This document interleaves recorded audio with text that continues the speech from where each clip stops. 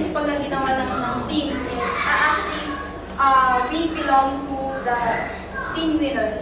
Which is, itong team winners na to, ito yung binuo ng team ni Joshua. Yung sinabi ko kanina na isa sa apply natin, si Joshua Kapube. Ito yung ginawa niyang team, which is yung team winners. So, kung gusto nyo, i-check nyo yung sa Facebook, we have an account for dito sa atin ng mga OFW.